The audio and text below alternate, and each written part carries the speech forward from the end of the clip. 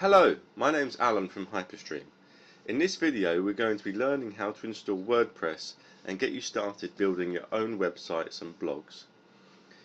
To install WordPress we first need to find a web host. Here you can see on the home page it actually gives you a list of all of the hosts that you could possibly use. So you could use one of these. I can recommend any of these, Bluehost or DreamHost. I haven't used Laughing Squid. Also, Hyperstream ourselves, we do our own WordPress hosting. It may be a little bit better than some of these actually. I mean, DreamHost we use ourselves, however, we used to use them in the past. We don't use them now, we have our own servers. So if you want to, you're more than welcome to use our own service. Here's Hyperstream, and we'll give you a professional installation and you'll be hosted. The benefit of hosting on our own servers at Hyperstream is that we'll be managing it for you. It's a little bit more expensive, but the speed of it, you won't be put on a server with thousands of other websites, which is how the other ones make their money, as they cram you onto servers with literally millions of other people. So it's not always that fast, or it can slow down at times, at peak times for example. Anyway, that's my little sales pitch over. Let's get on with installing WordPress. So once you've got your web host sorted out, what you need to do is ask them for your file transfer protocol details, or FTP details as we like to call them. So request that from them, and it should come in the form of, I'll just open up FileZilla here, which is my file transfer program. By the way, FileZilla is a free program. You can download that as well. It's the client. I'll just go there. So this is what you'll need to upload your files to your web server. So here's FileZilla. You can download the client.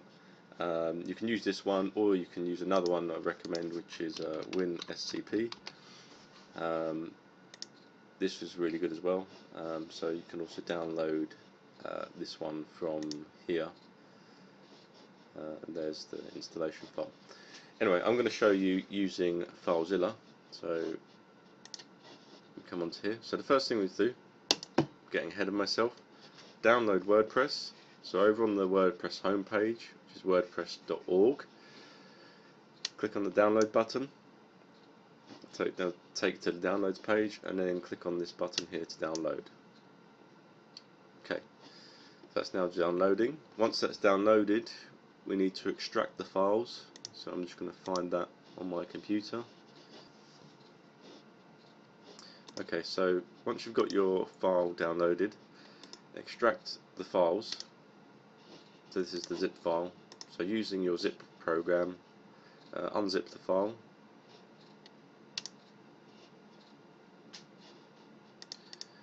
And I'm just going to open up the folder. And the important files that we need are these ones here. These are the files that are going to be added to our web server. So the next thing, I just need to connect to my web server, which I've already done. I'm just going to close this so I'll show you the process. So I'm just going to open up my file client, file transfer client, and I've already got my web server details entered in here. So if you want to set up your own one, you need to go into the site manager. So open the site manager. See, I've already got one set up here. Click on new site and just take the details that your web hosting provider should have given you. If you're not sure what they are, just ask them and they'll provide them to you. Okay, so enter your host name, the port name, you choose the protocol type. Most of them will be just regular FTP, and just enter the details they give you. So usually you'll need to do the user type in normal, put your username in there and your password. Okay. Once you've done that, hit the connect button. I've already got some details from my server entered in here, so I'm going to use that one to connect. So I'm going to connect to my server.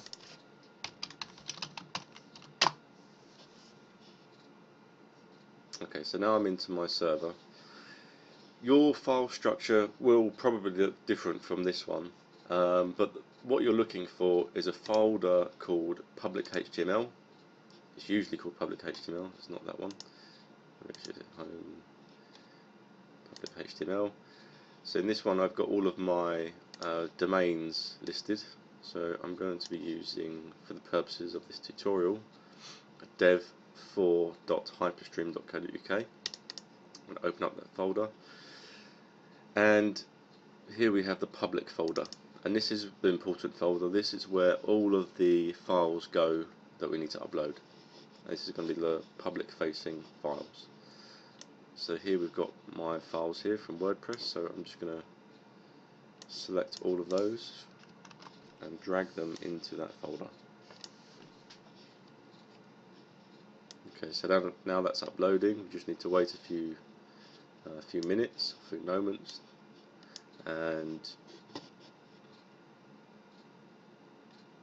I'm just going to pause the video for a second while I upload.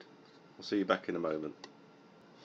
Okay, so now all of our files are uploaded to our public folder. We just need to head on over to our browser. So my domain name, which is this one here, and it will take us to the first step of configuring WordPress. So here it's asking us to create a configuration file. Click on the button there, and it's saying we need to have a few things in place, such as a database name. It's going to ask us for a username, password, and database host. So you may be wondering, where do you get the database from? WordPress can't create the database for you. So again, this is back to your web host, and they'll provide the information for you if you're not sure.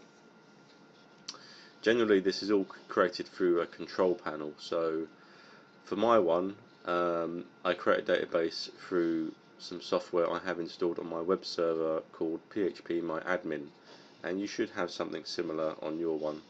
If you just ask your web host for that, they'll provide the information to you.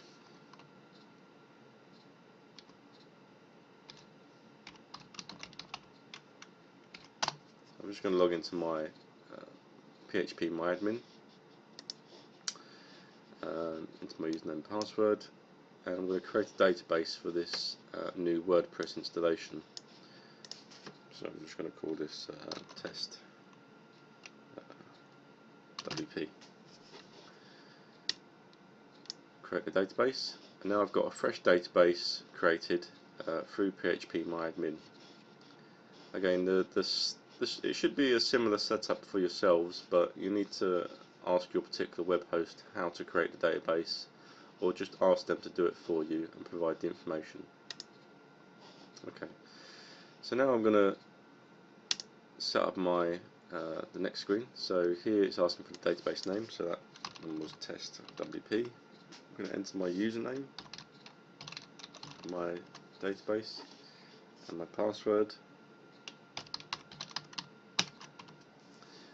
The database host, generally that's left as default, but again check with your own hosting provider. You may have to enter a different thing in here. So, and then what I recommend is never use the default WP prefix, and always change this, because the reason is, if you leave this as default, it's more at risk of hackers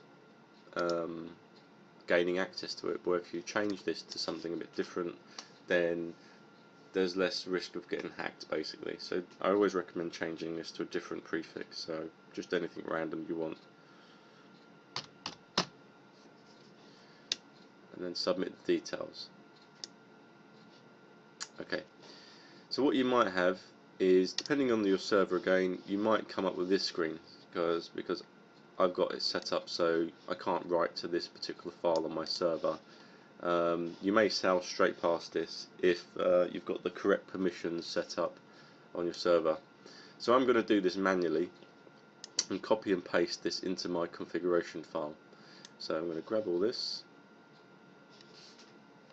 copy that, so copy, and then I'm going to come over back to my file transfer program, and I'm going to manually edit the WP config sample. So first off, I'm going to rename this sample file to wp-config.php, and then I'm going to edit this in my text editor. Okay, so here's the code. It's already given me that code in the last page, so I just need to paste over what was in there in the sample file and then save the details. So that's just saving that back up onto the server.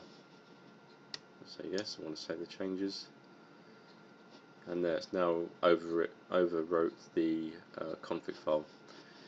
Come back over to the website here, and then I can click the run the install button. Okay, so that's the next step. So now we need to put in a site title. So I'm just going to put test site. That's my one. And here we can create a username and password for our WordPress installation. So I'm going to just put my name in there and create a password.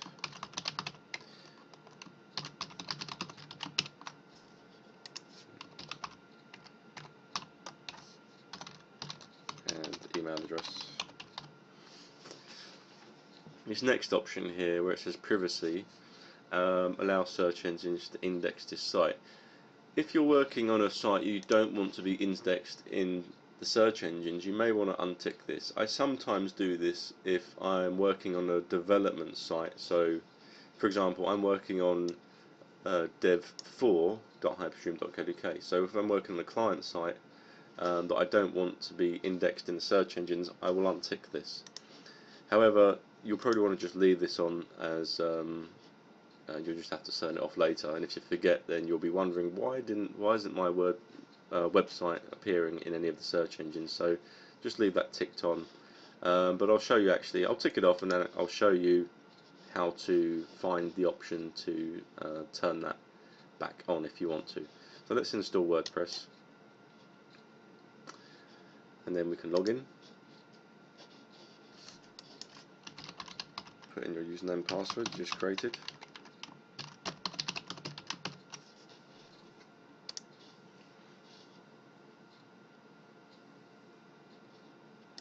Okay, so now we're logged into WordPress. That's WordPress setup. I can then come up here and visit the site, and you'll see that we've got this new lovely test site set up. There's not a lot on it at the moment, but it's there, it's working. It's an actual website blog set up.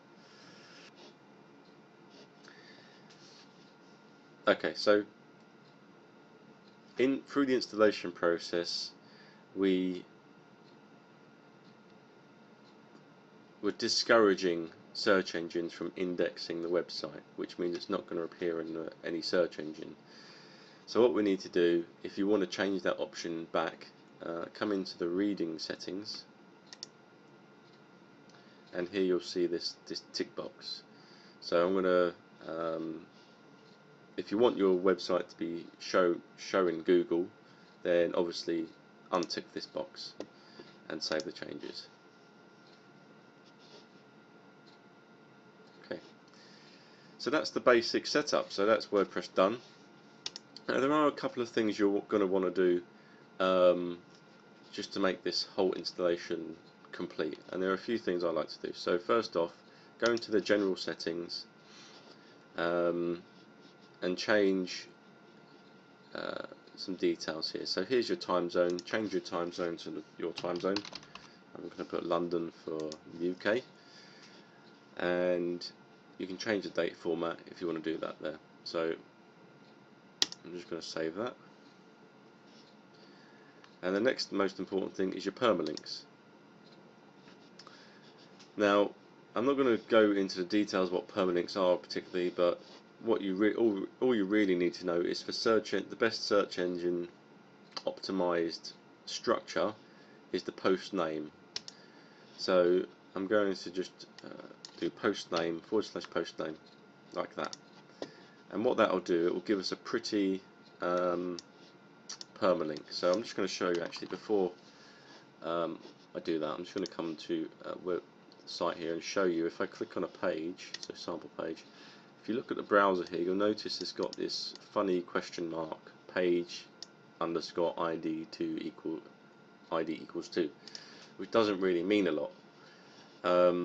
What you really want is a nice pretty permalink that says welcome or something like that, / welcome, or whatever page you want call it. So I'm just going to come back to the permalink settings here and put that in there. So that's the custom structure that I use on all of my sites, and save the changes. Okay, and what it's saying here is you should update your .htaccess file now. So if you notice down here, it's got some code which you might need to copy, which you are going to need to copy. Again, it does depend on your web server. I don't actually need to do this for my particular web server, but I'm going to go through the process anyway to show you what you need to do. So back on FTP, we have to create a I'm actually going to create a new file. So go to I'm going to open up Notepad. I've actually got a special Notepad++, which is a free text editor for coders, and I'm going to save this file onto my desktop. I'm going to save it as .htaccess. I think that's right. Yes, .htaccess.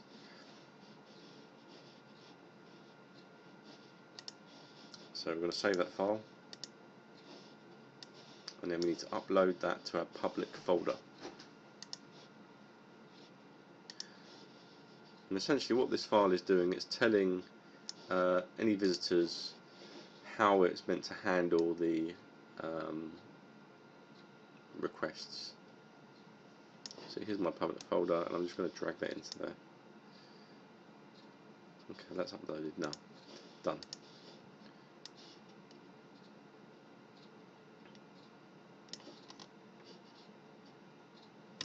Okay, so now when we visit our site and go to a sample page, you'll notice it's got a nice pretty permalink. So that's it. That's how you get WordPress installed onto your web server, and you're well on your way now to start publishing your own content. In the next video, we're going to be diving a bit more into WordPress to show you what it can do, show you how to install themes, plugins, do search engine optimization, publish content, do commenting, and lots and lots more. So I hope you stay with me. Until next time, take care.